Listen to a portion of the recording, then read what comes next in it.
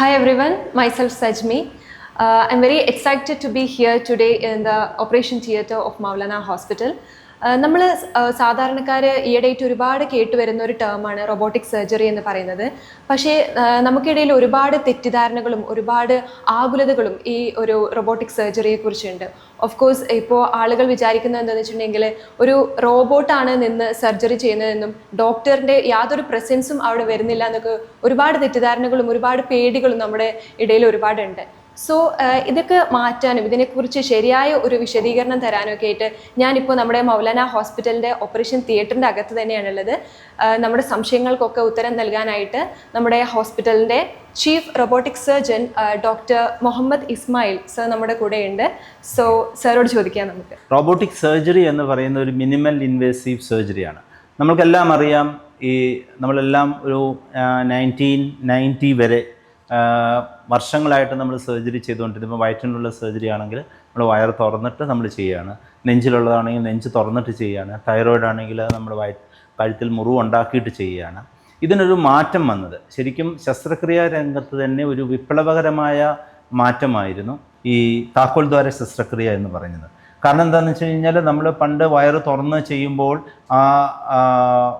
നമ്മളുടെ ഏറ്റവും കൂടുതൽ പെയിൻ സെൻസിറ്റീവ് ഏരിയ എന്ന് പറയുന്നത് നമ്മുടെ വയറിൻ്റെ ഭിത്തികളാണ്. എന്നുവെച്ചാൽ പുറമേയുള്ള തൊലികൾ, അതിൻ്റെ അടിയിലുള്ള ഫേഷ്യ, അതിൻ്റെ അടിയിലുള്ള മസിൽ, അതൊക്കെ കട്ട് ചെയ്യുമ്പോഴാണ് നമ്മൾക്ക് വേദന ഉണ്ടാവുക. നമ്മൾ വയറിൻ്റെ ഉള്ളിലുള്ള സാധനങ്ങൾക്കൊന്നും അധികം വേദന ഉണ്ടാവില്ല. അപ്പോൾ വയറ് തുറന്ന് ചെയ്ത് കഴിയുമ്പോൾ ഒന്ന് വേദന, രണ്ടാമത് നമ്മൾ തുന്നി ചേർത്ത് കഴിഞ്ഞ് കഴിഞ്ഞാൽ അറ്റ്ലീസ്റ്റ് ഒരു 90 ദിവസമെങ്കിലും എടുക്കും അതിൻ്റെ നമ്മൾ നേരത്തെ മുറിവില്ലാത്തതിൻ്റെ ഒരു ഫേഷ്യൽ സ്ട്രെങ്ത്ത് നമുക്ക് കിട്ടണമെന്നുണ്ടെങ്കിൽ മിനിമം ഒരു 90 days എങ്കിലും എടുക്കും. ഈ താക്കോൽദാര ശസ്ത്രക്രിയ വന്നപ്പോൾ അത് ശരിക്കും പറഞ്ഞ ഒരു ടെക്നോളജിയുടെ അഡ്വാൻസ്മെൻ്റ് ആണ്. ഇപ്പോൾ നമ്മൾ 10-30 വർഷ കാലമായിട്ട് ടെക്നോളജി വളരെയധികം എല്ലാ മേഖലകളിലും കൂടിയതുപോലെ തന്നെ ഏറ്റവും കൂടുതൽ അഡ്വാൻറ്റേജ് ഉണ്ടായ ഒരു മേഖലയാണ് ഹെൽത്ത് കെയർ എന്ന് പറയുന്നത്. നമ്മൾ ചെറിയ ക്യാമറ നമുക്ക് വയറ്റിനുള്ളിൽ കടത്തി കഴിഞ്ഞ് കഴിഞ്ഞാൽ വയറ്റിനുള്ളിലെല്ലാം നമുക്ക് TV കാണാൻ പറ്റും. അത് തന്നെ നമ്മൾ പിന്നെയും ഇപ്പോൾ 1 സെൻറ്റിമീറ്റർ എന്നുള്ളത് 1/2 സെൻറ്റിമീറ്റർ വ്യാസമുള്ള ട്യൂബുകൾ നമ്മൾ വയറ്റിനുള്ളിൽ കടത്തി നമുക്ക് ഓപ്പറേഷൻ ചെയ്യാനായിട്ട് സാധിച്ചിരുന്നു. അപ്പോൾ നമ്മൾ ഓപ്പൺ സർജറിയിൽ നമ്മൾ പേഷ്യൻറ്റിനെ കടത്തി സർജൻ അടുത്ത് നിന്ന് വയർ തുറന്ന് ചെയ്യുന്നു. കീ ഹോൾ സർജറി വന്നപ്പോൾ അതിൻ്റെ അകത്തുണ്ടായത് നമ്മൾ ഇതേപോലുള്ള ചെറിയ ഇൻസ്ട്രുമെൻസുകൾ, അതിന് ചെറിയ വ്യാസമുള്ള ട്യൂബുകൾ കടത്തി അതിനുള്ളിൽ ഈ ഇൻസ്ട്രുമെൻ്റ് കടത്തി നമ്മൾ ചെയ്യുമായിരുന്നു. ഇത് കഴിഞ്ഞിട്ട് വന്ന ടെക്നോളജി അഡ്വാൻസ് ചെയ്തപ്പോഴുണ്ടായ ഒരു മിനിമൽ ഇൻവേസീവ് സർജറിയുടെ ടൂളാണ് ഈ റോബോട്ടിക് സർജറി എന്ന് പറയുന്നത്. ഇതാണ് റോബോട്ടിക് ആംസ് എന്ന് പറയുന്നത്. ഈ റോബോട്ടിക് ആംസിൽ നമ്മൾ ഇതേപോലുള്ള ഇൻസ്ട്രുമെൻറ്റ്സ് കടത്തിയിട്ട് ഇതിൻ്റെ ഉള്ളിൽ നമ്മുടെ വയറിനുള്ളിൽ ഇടുകയാണ് ചെയ്യുക. അപ്പോൾ ഈ റോബോട്ടിക് ആംസിൻ്റെ ഒരു പ്രത്യേകത എന്താണെന്ന് വെച്ച് കഴിഞ്ഞാൽ നമ്മുടെ കൈ പോലെ തന്നെ ഇപ്പം നമുക്ക് ഷോൾഡർ ഉണ്ട്, നമ്മുടെ എൽബോ ഉണ്ട്, നമ്മുടെ റിസ്റ്റ് ഉണ്ട്, നമ്മുടെ ഫിംഗേഴ്സ് ഉണ്ട്. അതേപോലെ തന്നെ ഈ ഓരോ ആമിനും ഇതുണ്ട്. ഇത് എവിടെ വേണമെന്നുണ്ടെങ്കിൽ നമുക്ക് മൂവ് ചെയ്യാനായിട്ട് പറ്റും, ഇങ്ങനെ മൂവ് ചെയ്യാനായിട്ട് പറ്റും, റോബോട്ടിന് മൂവ് ചെയ്യാനായിട്ട് പറ്റും. ഈ മൂവ്മെൻ്റ് എല്ലാം വരുന്നത് നമ്മൾ പേഷ്യൻറ്റിൻ്റെ അടുത്തിരുന്നിട്ടല്ല, നമ്മളവിടെ കൺസോൾ എന്ന് പറഞ്ഞിട്ടുള്ള ഇതാണ് നമ്മൾ സർജൻ ഇരിക്കുന്ന സ്ഥലം. ഈ സർജൻ ഇരിക്കുന്ന സ്ഥലത്ത് വെച്ചിട്ട് നമ്മൾക്ക് ഇത് കാണാനായിട്ട് പറ്റും. എന്നിട്ട് അവിടെ ഇരുന്നിട്ട് നമ്മളൊരു ഇതേപോലുള്ള ഈ ചിലർക്ക് ജോയിസ്റ്റിക് ഉണ്ട്, ചിലർക്ക് ഇതൊരു മാഗ്നറ്റാണ്, ഏറ്റവും ലേറ്റസ്റ്റ് ആയിട്ടുള്ള റോബോട്ടാണിത്. ഈ റോബോട്ട് തന്നെ കുറേ വർഷങ്ങളായിട്ട് ഇപ്പോൾ 10-20 വർഷമായിട്ട് ഇത് തുടങ്ങിയതാണ്. അതിൻ്റെ ഒരു അഡ്വാൻസ്മെൻറ്റ് ഫസ്റ്റ്, സെക്കൻഡ്, തേർഡ് ഇതിപ്പം SSI മന്ത്ര എന്ന് പറഞ്ഞിട്ടുള്ള ഒരു ഇന്ത്യൻ മേക്ക് റോബോട്ടാണ്. ഈ റോബോട്ടിൻ്റെ 3rd ജനറേഷൻ ഏറ്റവും അഡ്വാൻസ് ആയിട്ടുള്ള ഇതാണ്. അത് നമ്മൾ ഇത് വെച്ചിട്ട് നമ്മളിപ്പം ജോയിസ്റ്റിക്കിന് പകരം നമ്മളിപ്പം പ്ലേ സ്റ്റേഷനിൽ കളിക്കത്തില്ലേ, അതേപോലെ തന്നെ നമ്മൾ മൂവ് ചെയ്യുന്ന സമയത്ത് ഈ റോബോട്ടിക്കിൻ്റെ ആംസ് വയറ്റിനുള്ളിൽ മൂവ് ചെയ്യുമ്പോൾ നമ്മൾക്ക് ഇത് ഇതിൻ്റെ അകത്ത് നമ്മൾ 3D ആയിട്ടാണ് നമ്മൾ കാണുക. 3D ഇമേജ് നമ്മൾ ഇതേപോലുള്ളൊരു ഈ കണ്ണാടി വെച്ചിട്ട് നമ്മൾ ഇതിൻ്റെ അകത്ത് നോക്കിക്കഴിഞ്ഞ് കഴിഞ്ഞാൽ വയറ്റിനുള്ളിൽ 3D ഇമേജിൽ വളരെ കൃത്യതയോടുകൂടി നമ്മൾക്ക് കാണുവാനായിട്ട് സാധിക്കും. എന്നിട്ട് നമ്മൾക്ക് ഇത് നമ്മൾ മൂവ് ചെയ്യുന്നതിനനുസരിച്ചിട്ട് ആ റോബോട്ടിക്കിൻ്റെ ആംസ് അതിൻ്റെ ഉള്ളിൽ ഇൻസ്ട്രുമെൻറ്റ്സ് മൂവ് ചെയ്യും. അപ്പോൾ ഇപ്പോൾ ലാപ്രോസ്കോപ്പി ഇതുമായിട്ടുള്ള ഡിഫറൻസ് മനസ്സിലായി. ലാപ്രോസ്കോപ്പി നമ്മൾ പേഷ്യൻ്റെ അടുത്ത് നിന്നിട്ട് നമ്മൾ കൈകൊണ്ട് തന്നെ ചെയ്യുക. ഇത് നമ്മൾ ഇവിടെ വന്നിരുന്നിട്ട് നമ്മൾ ഈ മൂവ്മെൻറ്റ് ഇതിൻ്റെ അകത്ത് നോക്കിക്കൊണ്ട് നമ്മൾ മൂവ് ചെയ്യുമ്പോൾ റോബോട്ടിക്കിൻ്റെ ആംസ് മൂവ് ചെയ്യും. ഇപ്പോൾ നമ്മൾ ഇതൊരു മോഡലിൽ നമ്മൾ കാണിക്കുകയാണ്. നമുക്ക് ലൈവ് സർജറി നമുക്ക് കാണിക്കാനായിട്ട് പറ്റാത്ത കാരണം നമുക്കറിയാം ഇതൊക്കെ ശരിക്കും നമ്മൾ ഈ സർജൻസിനെയൊക്കെ നമ്മൾ പഠിപ്പിക്കാനായിട്ട് നമ്മൾ ചെയ്യുന്ന ഒരു മോഡലാണിത്. നിങ്ങൾക്ക് മനസ്സിലാക്കാൻ പറ്റും, ഞാനിതിപ്പോൾ ഇവിടെ ചെയ്യുന്ന സമയത്ത് റോബോട്ടിക് ആമും അതിനനുസരിച്ചിട്ട് മൂവ് ചെയ്യാനുണ്ടാവും. ഇപ്പോൾ ഇവിടെ നമുക്ക് ഇവിടുന്ന് ഒരു സാധനം ഇങ്ങനെ എടുക്കാൻ പറ്റും, അതെടുത്തിട്ട് വേറൊരു ഇതിൽ കൊണ്ടുവരാം. എനിക്ക് വളരെ കംഫർട്ടബിൾ ആയിട്ടുള്ളത്, ഇപ്പം നിങ്ങൾക്കറിയാം, നല്ലൊരു കസേരയിൽ ഇങ്ങനെ ചാരി ഇരുന്നിട്ട് എനിക്ക് സർജറി ചെയ്യാം. അപ്പോൾ ഇപ്പോൾ എത്ര നീളമുള്ള സർജറിയാണ്, ഇപ്പോൾ 4 മണിക്കൂർ 5 മണിക്കൂറൊക്കെ എനിക്ക് സർജറി, ചില റിസെക്ഷൻസ് ഒക്കെ അത്രയും നീളത്തിൽ വലിയ സർജറീസ് വേണ്ടി വരും. അതൊക്കെ വളരെ കംഫർട്ടബിൾ ആയിട്ടിരുന്ന് ഇവിടെ ഇരുന്നിട്ട് ഇങ്ങനെ സുഖമായിട്ട് ചെയ്യാനായിട്ട് പറ്റും. നമുക്കൊരു ഹ്യൂമൻ ഫറ്റീഗ് എന്ന് പറയുന്നത് നമുക്കുണ്ടാകുന്നേ ഇല്ല. അതേപോലെ തന്നെ ഇതിൻ്റെ സേഫ്റ്റി ഫീച്ചേഴ്സ് കണ്ടമാനമുണ്ട്. നമുക്കറിയാം, നമ്മൾ ഇൻസ്ട്രുമെൻറ്റ്സ് ഉള്ളിൽ വന്നു കഴിഞ്ഞാൽ നിങ്ങൾ ഇവിടെ കണ്ടു കാണുമായിരിക്കും, ഇവിടെ ഒരു ക്യാമറയുണ്ട്. ഈ സ്ക്രീനിൻ്റെ മുകളിൽ ഒരു ക്യാമറയുണ്ട്. ആ ക്യാമറ നമ്മളുടെ എൻ്റെ ഈ കണ്ണാടി റെക്കഗ്നൈസ് ചെയ്യും. സപ്പോസ് ഞാൻ തല ഇങ്ങനെ എന്തെങ്കിലും കാരണവശാൽ തിരിക്കുകയെന്ന് വിചാരിച്ചു, അപ്പോൾ ഇമ്മീഡിയറ്റ് ആയിട്ട് ഉള്ളിലുള്ളതെല്ലാം സ്റ്റോപ്പ് ആവും, ഉള്ളിലുള്ള ഇൻസ്ട്രുമെൻറ്റ്സ് ഒന്നും മൂവ് ചെയ്യില്ല. അപ്പോൾ അത് വളരെ സേഫ്റ്റിയാണ്. കാരണം വെച്ചാൽ ഞാൻ കാണുമ്പോൾ മാത്രമേ ഉള്ളൂ ഈ ഉള്ളിലുള്ള റോബോട്ടിൻ്റെ ആംസ് റോബോട്ട് വർക്ക് ചെയ്യിപ്പിക്കുകയുള്ളൂ. എൻ്റെ ശ്രദ്ധ കംപ്ലീറ്റ് അതിൻ്റെ ഉള്ളിലുണ്ടെങ്കിൽ മാത്രമേ ഉള്ളൂ റോബോട്ടിൻ്റെ ആംസ് അതിൻ്റെ ഉള്ളിൽ വർക്ക് ചെയ്യുള്ളൂ. അതിപ്പോൾ നമ്മളിപ്പം പുറത്തിരുന്നിട്ട് സർജറി ചെയ്യാമെന്ന് വിചാരിച്ചിട്ട് ഒരു കാരണവശാലും ഉള്ള ഒരു റിസ്ക് ഈ റോബോട്ടിക് സർജറിയിൽ ഉണ്ടാകുന്നില്ല. എനിക്ക് ക്യാമറ ചേഞ്ച് ചെയ്യണമെന്നുണ്ടെങ്കിൽ കാണാം. ഇതിപ്പം ദൂരത്തോട്ട് എനിക്ക് കാണണമെന്നുണ്ടെങ്കിൽ അങ്ങനെ കാണാം. അതേപോലെ തന്നെ എനിക്ക് ക്യാമറ അടുത്തോട്ട് കൊണ്ടുവരണമെന്നുണ്ടെന്നുണ്ടെങ്കിൽ എനിക്ക് കുറച്ചും കൂടെ സൂം ഇൻ ചെയ്യാൻ പറ്റും. ഇതെല്ലാം എനിക്ക് തന്നെ ചെയ്യാനായിട്ട് പറ്റും. ഈ ഭാഗം കാണണം, ഈ ഭാഗം കാണണം, ഇങ്ങനെ കാണണം. അപ്പോൾ ഏത് ഏരിയ ആണോ എനിക്ക് കാണേണ്ടത് അത് എനിക്ക് തന്നെ എൻ്റെ ജസ്റ്റ് ഈ കൈയുടെ മൂവ്മെൻറ്റ് വെച്ചിട്ട് എനിക്ക് ഈ സ്ക്രീനിൽ കാണുവാനായിട്ട് സാധിക്കും. അതേപോലെ തന്നെ ഇൻസ്ട്രുമെൻറ്റ്സ് നമുക്ക് എത്ര ഡിഗ്രി വേണമെങ്കിലും, കണ്ടില്ലേ, എങ്ങനെ വേണമെന്നുണ്ടെങ്കിലും നമ്മൾക്ക് ഇതിൻ്റെ ഇൻസ്ട്രുമെൻറ്റ്സിൻ്റെ മൂവ്മെൻറ്റ് നമ്മൾക്ക് ചെയ്യാനായിട്ട് പറ്റും. അപ്പം ഇപ്പോൾ നമ്മൾ അബ്ഡോമിനൽ വോൾ ഹേർണിയ ചെയ്യുകയാണെന്നുണ്ടെന്നുണ്ടെങ്കിൽ നമ്മൾക്ക് ഇതിൻ്റെ മുകളിൽ ഇങ്ങനെ നോക്കിയിട്ട് നമ്മൾക്ക് ഇങ്ങനെ സ്റ്റിച്ച് ചെയ്യാനായിട്ട്, മറ്റേതൊക്കെ ലാപ്സ്കോപ്പി കൂടെ ചെയ്യുമ്പോൾ നമ്മൾ കണ്ടമാനം സ്ട്രെയിൻ ചെയ്യണമായിരുന്നു. ഇതിപ്പം വളരെ ഈസി ആയിട്ട് നമ്മൾക്ക് ഈ മൂവ്മെൻറ്റ് നമ്മൾക്ക് ചെയ്യുവാനായിട്ട് സാധിക്കും, സ്യൂച്ചറിങ്ങും കാര്യങ്ങളുമൊക്കെ. അതേപോലെ ഇപ്പം ലിവറിൻ്റെ പുറകിലൊക്കെ പോയിട്ട് ചിലപ്പോൾ നമ്മൾക്ക് സർജറി ചെയ്യേണ്ടി വരികയാണെന്നുണ്ടെങ്കിൽ ഈ ക്യാമറ നമ്മൾക്ക് അവിടെ എടുത്ത് നമ്മൾക്ക് ഇൻസ്ട്രുമെൻ്റ് വെച്ചിട്ട് നമ്മൾക്ക് ചെയ്യുവാനായിട്ട് സാധിക്കും. ഇതെല്ലാം കൺട്രോൾ ചെയ്യുന്ന ഇതാണ് main, the brain of robot എന്ന് പറയുന്നതാണ് ഈ സംഭവം. ഇതിൻ്റെ അകത്ത് ഈ ക്യാമറ ഉണ്ട്, ഒളിമ്പസിൻ്റെ ക്യാമറയാണ്. ഇതിൻ്റെ അകത്ത് എനർജി സോഴ്സ് ഉണ്ട്, നമുക്ക് കോട്ടറി അങ്ങനെയുള്ള യൂസ് ചെയ്യാനായിട്ടുള്ള എനർജി സോഴ്സ് ഇതിൻ്റെ അകത്തുണ്ട്. ഇതിൻ്റെ അകത്ത് ഒരു UPS ഉണ്ട്. ഇപ്പോൾ കറണ്ട് പോയി എന്ന് വിചാരിച്ചു നമ്മൾ സർജറി ചെയ്യുന്ന സമയത്ത്, അങ്ങനെയാണെങ്കിൽ 2 മണിക്കൂറോളം നമ്മൾക്ക് ഇതില്ലാതെ സർജറി ചെയ്യാനായിട്ടുള്ള UPS ഇതിൻ്റെ അകത്തുണ്ട്. ഇതെല്ലാം കംപ്ലീറ്റ് നമുക്ക് ബാക്കിലുണ്ടോ. ഇപ്പോൾ ഈ ഒരു മോണിറ്റർ, അവിടെ കാണുന്ന മോണിറ്റർ തന്നെ നമുക്ക് ഇവിടെയും കാണാൻ പറ്റും. കാരണം വെച്ചാൽ അപ്പം ബാക്കിയുള്ള ഇപ്പം അസിസ്റ്റൻസിനും ഒക്കെ നമുക്ക് ഇതിൻ്റെ അകത്ത് നോക്കി കാണാനായിട്ട് പറ്റും. അതേപോലെ തന്നെ ഇതിൻ്റെ നിങ്ങൾ ബാക്കിൽ വരികയാണെങ്കിൽ ഇവിടെ ഒരു സ്ക്രീനുണ്ട്. ഈ സ്ക്രീനിൻ്റെ അകത്താണ് നമ്മൾ ഈ ടെക്നീഷ്യൻസിന് ഇത് സ്റ്റോർ ചെയ്യാനായിട്ടുള്ള ഫെസിലിറ്റീസ്, അതേപോലെ തന്നെ ഇത് 2D ആക്കണമെന്നുണ്ടെങ്കിൽ 2D ആക്കി കാണാം. അങ്ങനെയുള്ള ഫെസിലിറ്റീസ്, വളരെ അഡ്വാൻസ്ഡ് ആയിട്ടുള്ള ഒരു കമ്പ്യൂട്ടർ സിസ്റ്റമാണിത്. ആൻഡ് ഇതിന് നെറ്റിൽ കണക്ട് ചെയ്ത് കഴിഞ്ഞാൽ ഇതിൻ്റെ അകത്ത് എന്തെങ്കിലും ചെറിയ പ്രശ്നം ഉണ്ടായെന്ന് വിചാരിച്ചു, നമ്മൾ ടെക്നിക്കലായിട്ട് എന്തെങ്കിലും പ്രശ്നം ഉണ്ടെന്നുണ്ടെങ്കിൽ ഡൽഹിയിൽ അവർക്ക് അതിരുന്ന് കറക്റ്റ് ചെയ്യാനായിട്ട് പറ്റും, നെറ്റിൽ കൂടെ തന്നെ കറക്റ്റ് ചെയ്യാനായിട്ട് പറ്റും. അപ്പോൾ സർ, നമുക്ക് ലാപ്രോസ്കോപ്പിക് സർജറി ഉണ്ടല്ലോ, അതിനെ അപേക്ഷിച്ച് നമുക്ക് ഈ റോബോട്ടിക് സർജറിയിൽ വരുന്ന ഗുണങ്ങൾ എന്തൊക്കെയാണ്? ഓഫ് കോഴ്സ്, ഇത് നമ്മളിപ്പം ഓപ്പൺ സർജറി നമ്മൾ ചെയ്യുമ്പോൾ നമ്മളിപ്പോൾ കൈയുടെ മൂവ്മെൻറ്റ് ഇങ്ങനെയുള്ളൂ. ശരിക്കും ആ ഇൻസ്ട്രുമെൻസിൻ്റെ നോക്കുകയാണെങ്കിൽ ഒരു 180 ഡിഗ്രിയിലേ ഉള്ളൂ നമ്മളെ ഇൻസ്ട്രുമെൻറ്റ്സ് നമുക്ക് മൂവ് ചെയ്യാൻ പറ്റുള്ളൂ. ലാപ്രോസ്കോപ്പി സർജറി വന്നു കഴിഞ്ഞപ്പോൾ ആ 180 എന്നുള്ളത് 270 ഒക്കെ മൂവ് ചെയ്യാൻ പറ്റും.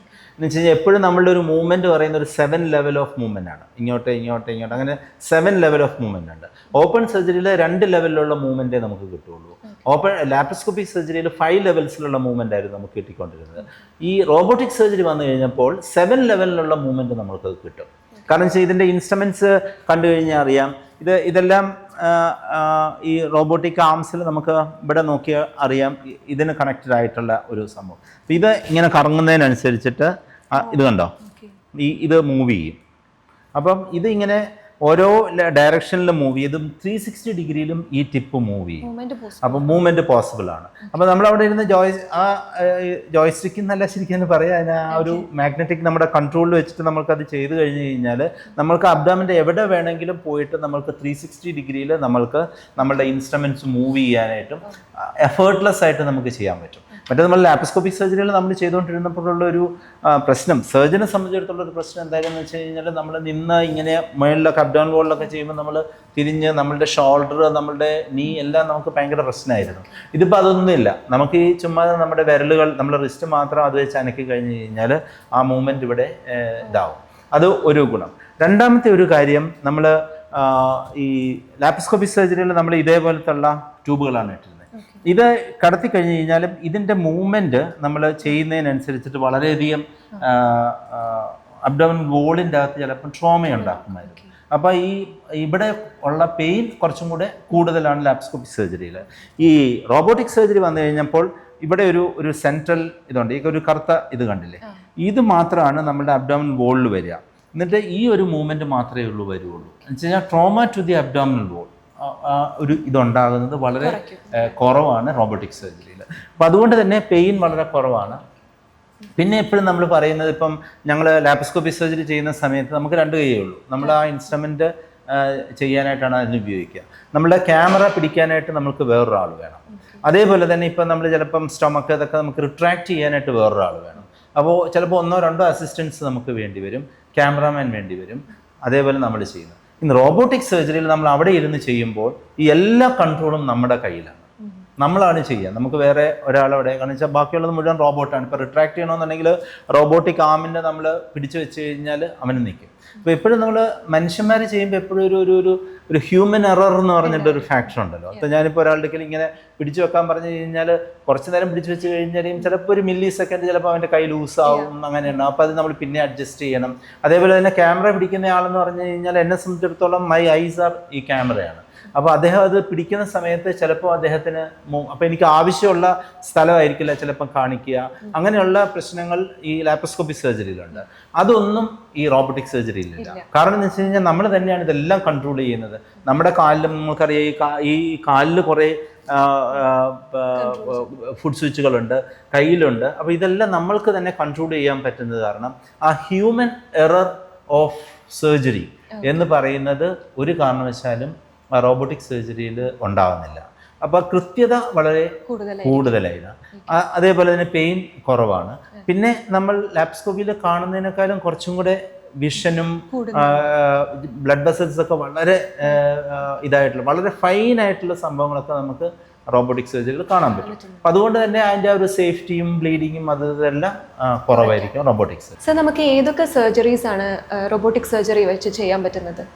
നമ്മൾ ശരിക്കും ലാപ്രോസ്കോപ്പിക് സർജറി കൂടെ ചെയ്യുന്ന എല്ലാ സർജറീസും നമുക്ക് റോബോട്ടിക് സർജറി കൂടെ ചെയ്യാം. തുടക്കത്തിൽ നമ്മളിപ്പം ലാപ്രോസ്കോപ്പിക് സർജറി നമ്മൾ പെൽവിസിൽ ഉണ്ടാകുന്നുണ്ട്, പ്രോസ്റ്റേറ്റ്, റാഡിക്കൽ പ്രോസ്റ്റേറ്റ് എന്ന് വെച്ചാൽ അതൊക്കെ നമുക്ക് ചെന്ന് പറ്റാത്ത ചില ഏരിയസ് ഉണ്ടല്ലോ. ആ ഏരിയസിലായിരുന്നു ഈ റോബോട്ടിക് സർജറി ആദ്യം യൂസ് ചെയ്ത് വന്നിരുന്നത്. പക്ഷേ ഇപ്പോൾ അബ്ഡോമിനൽ വോൾ സർജറി, നമ്മൾ ഹേർണിയ സർജറിക്ക് വളരെയധികം യൂസ് ചെയ്യുന്നുണ്ട്. അതേപോലെ തന്നെ ഈ ക്യാൻസറിനുള്ള റിസെക്ഷൻ സർജറി, നമ്മളിപ്പം കുടലിലുണ്ടാകുന്ന ക്യാൻസർ കുടൽ മാറ്റുവാനായിട്ട്, പാൻക്രിയാസ്, ഇതിനൊക്കെ ചുരുക്കം പറഞ്ഞു കഴിഞ്ഞാൽ അബ്ഡോമിനിൽ ചെയ്യുന്ന എല്ലാ സർജറീസും നമുക്ക് ഇത് ചെയ്യാൻ പറ്റും. അതിപ്പം ഗ്യാസ്ട്രോ ഇൻറ്റെസ്റ്റൈനൽ സർജറിയാണ്, യൂറോളജിസ്റ്റ് കിഡ്നിയിൽ ചെയ്യുന്ന ഓപ്പറേഷൻസുകൾ കണ്ടമാനം ചെയ്യുന്നുണ്ട്. ഗൈനക്കോളജിസ്റ്റുകൾ യൂട്രസ് മാറ്റാനായിട്ടും അതേപോലെ യൂട്രസിൻ്റെ ക്യാൻസറിനുള്ള സർജറികൾ ഇതെല്ലാം വളരെയധികം ചെയ്യുന്നുണ്ട്. ENT സർജൻസ് ചെയ്യുന്നുണ്ട്. തൈറോയിഡ് മാറ്റാനായിട്ട് നമ്മൾക്ക് ഈ റോബോട്ടിക് സർജറി യൂസ് ചെയ്യാം. അപ്പം ഒരുമാതിരിപ്പെട്ട എല്ലാ സർജറി മേഖലകളിലും നമ്മൾ ഈ മിനിമൽ ഇൻവേസീവ് സർജറിയുടെ ഒരു അഡ്വാൻസ്ഡ് ടൂൾ എന്നുള്ളതേ ഉള്ളൂ നമ്മൾക്ക് ഈ റോബോട്ടിക് സർജറിയെ പറ്റി പറയാനായിട്ടുള്ളൂ. അപ്പോൾ അതിൻ്റേതായിട്ടുള്ള ആ ഒരു അഡ്വാൻസ്മെൻ്റ് ഉള്ളത് കാരണം അതിൻ്റേതായിട്ടുള്ള ഗുണങ്ങളുമുണ്ട്. സർ, ഈ റോബോട്ടിക് സർജറി ചെയ്യുമ്പോൾ എന്തെങ്കിലും കോംപ്ലിക്കേഷൻസ് വരുന്നുണ്ടോ?